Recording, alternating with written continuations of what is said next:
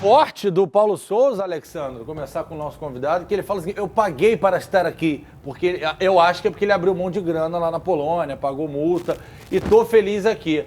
Agora é um momento muito delicado para o Flamengo. Não sei se já passou algum momento desse no Flamengo, de cabeça assim, não me lembro, mas que é muita pressão, né, cara? O Flamengo, pela grandeza, né, então é sempre difícil trabalhar no Flamengo, né, e a torcida do Flamengo agora nesse momento se acostumou a ganhar, né, então um clube da grandeza do Flamengo, 2 jogos sem vencer, a gente que jogou lá sabe qual é a dimensão da pressão, né, e o treinador é o primeiro que sofre com isso, né, e até pelo Flamengo ter uma grande equipe, né, de grandes jogadores, quando você não tem um elenco tão recheado, tão bom, de tantos bons jogadores, como a gente está vendo aí, sai o Gabigol, entra o Pedro, entendeu? Qual time hoje do Brasil consegue ter 2 centroavantes de nível de seleção? Então ele tem que ser cobrado sim, eu acho que o treinador, ele tem que fazer o time jogar, o treinador tem que ser cobrado, e se as vitórias não vêm com uma equipe tão boa quanto a do Flamengo, alguma coisa está errada. Foi bom você tocar nesse ponto, você como atacante também, que é a pergunta que assola esse país e esse mundo, que tem flamenguista no mundo todo, né?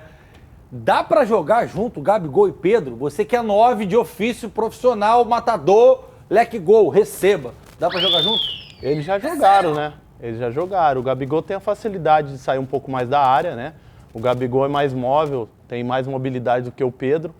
O Pedro já tem uma característica mais daquele centroavantão de área que a gente faz, mas também não é um jogador lento, é um jogador que se movimenta também, mas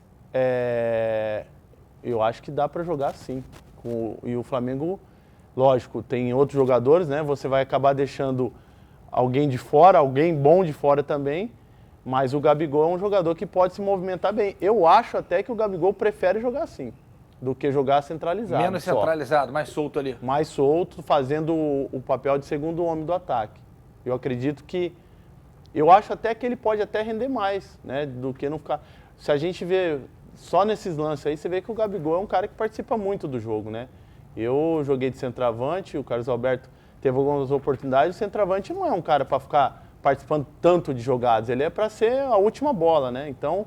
Se ele tem essa facilidade de participar dos jogos, de estar sempre dando passe para gol, eu acho que não tem problema nenhum. E ele já fez, ele já fez essa função de estar jogando pelos lados também. Eu acho que o Flamengo ganharia muito com os dois assim.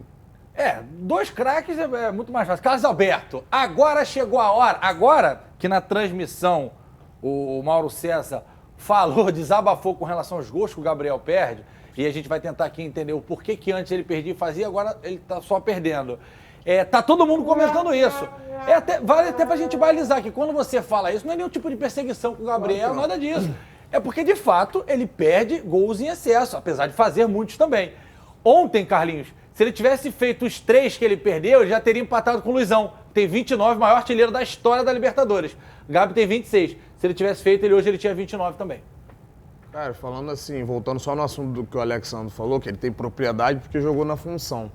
Eu acho que quando você tem jogadores bons, de nível de seleção brasileira e jogadores inteligentes, passa a bola, você consegue adaptar, né, e fazer com que eles joguem junto. O Alexandre foi muito bem no que ele falou. O Gabriel ele é mais móvel que o Pedro, então eles podem sim vir a jogar juntos. Esse gol é um gol que não se pode perder. O centroavante da qualidade dele. E assim, não persigo, até porque eu já elogiei muito aqui, só que esses gols perdidos numa outra fase vão fazer falta, né? E ontem eu acho que o Flamengo já foi mais equilibrado na parte defensiva. Eu acho que ontem já melhorou, mas não vejo ainda um dedo do treinador, um trabalho do treinador. Eu acho que está sendo muito mais pela qualidade do time, pela condição técnica dos jogadores que tem acontecido as vitórias. Edu, o Flamengo entrou num caminho melhor ou realmente o time da Universidade Católica que está bem abaixo do nível do Flamengo, né? Falando como o Atlético, o Palmeiras, esses times de ponta de tabela. Os dois. Ou que deveriam estar na ponta. Os dois. O Flamengo, o Palmeiras e o Atlético abriu muito a parte de valor da América do Sul. As últimas Libertadores já tem sido uma diferença brutal técnica. Ontem a gente viu um Boca Juniors, sim, contra o Corinthians, um Boca bem melhor que o Corinthians, por exemplo, e mesmo assim fraco. O Católico, então, mais fraco ainda, sabe? O Flamengo, cara, o Flamengo é um time caríssimo, de mais de 20 milhões de folha por ano. Perdeu alguns gols, o Gabigol perdeu 2, o Pedro perdeu 1, o Arrasca perdeu outro. Esse lance do Gabigol, ele dá o passe um pouco para a direita, ele perde um pouco essa angulação do corpo para quem é canhoto, e no outro ele perde ter concluído de direita direto. Eu acho que o Flamengo tem alguns problemas criados de forma sem necessidade, é o assunto do goleiro, é o assunto da insistência e a forçação que estão fazendo com o Hugo, que para muitos é bacana, mas para mim era muito mais fácil poupar e ir introduzindo ele novamente. Ele desde 2020 oscila demais. O menino ontem ficou inseguro no lance do primeiro tempo, quase também tomou gol. Esse lance da saída de bola no segundo tempo, ele também se equivoca em como fazer. É bom goleiro, tem futuro, mas eu acho que a gestão desse processo de introduzi-lo não está bacana. E outra coisa do Paulo em relação ao Diego Alves, as palavras foram fortes, que ele falou em relação ao Diego, ele deu a entender que o Diego ficou bom de uma hora para outra. Ele fala isso aí, a gente vai mostrar já. Depois de uma reunião, eu não gosto de gerir coisa assim, eu não gosto de explanar nada que é da Até pra gente voltar com você com um processo, que você gosta muito de falar disso, de protocolo, vamos ver o Paulo Souza falando sobre o Diego Alves e a gente volta a discutir isso contigo.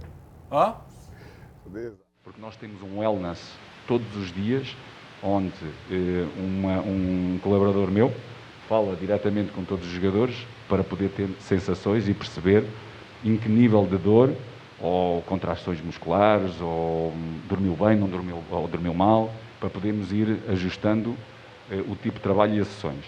E ele, no dia de manhã, ou seja, nesse dia de manhã, continuava a ter dores. À tarde, o nosso fisioterapeuta disse que o Diego estava melhorzinho, ou seja, que se sentia capaz para poder estar a treinar. Estamos a falar ontem. Ou seja, se vocês verificarem o que é realmente dores públicas e normalmente o tempo que leva na recuperação, não pode ser de um dia para o outro, ou por uma reunião que teve com o Bruno Spindel logo a seguir à hora de almoço. Aqui os processos não são assim. Os jogadores para jogar têm que treinar. E ele não treinou ainda nenhum dia. Desde o jogo do Botafogo. Por isso, não podia estar relacionado. Edu, voltando a bola pra você, eu botei só pra ilustrar. Pô, tá machucado. Você tem uma reunião com o diretor de futebol, pelo menos eu tô reproduzindo o que ele falou. Ah, não, eu tô melhorzinho, posso jogar. O fisioterapeuta avisa lá pro treinador. E volta depois de um tempão parado? A reunião... Cara, olha só. Existe um fato. O fato é, Paulo Souza e Diego Alves não têm se bicado. Ponto. Você acha que rompeu ali? Não, eu acho que tem coisa ali. Esse, mesmo sem saber, eu tenho certeza que tem. Sem ter informação cravada de um dos lados. Está claro que tem. O Paulo Souza pegou o Diego Alves e jogou os Leões. Isso foi o que ele fez. Tem uma galera da torcida, se você é mais apaixonado, que acha isso bacana. Eu não acho bacana. Eu não gosto. Porque o Diego Alves está calado na dele. Se está fazendo corpo mole ou não, que é o que ele deixou entender. Que não treina desde o Botafogo, que estava com dor de manhã, depois da reunião passou a dor, ele falou isso. Não são palavras minhas, não. Palavras do Paulo Souza. É pegar o Diego Alves, chamar de mentiroso e jogar pra galera. Sabe? Eu, como gestor, nunca faria isso. Se o Diego Alves está errando ou não está errando, ele está errando dentro dos muros da Gávea. Está entre eles lá. O Paulo foi e jogou pro alto. Eu não acho bacana. Não estou defendendo o Diego. Não estou defendendo o Paulo. A questão é só o seguinte. Para nós, da mídia, e torcedores e tal, as informações que a gente tem é que o Paulo pegou o Diego e jogou os Leões.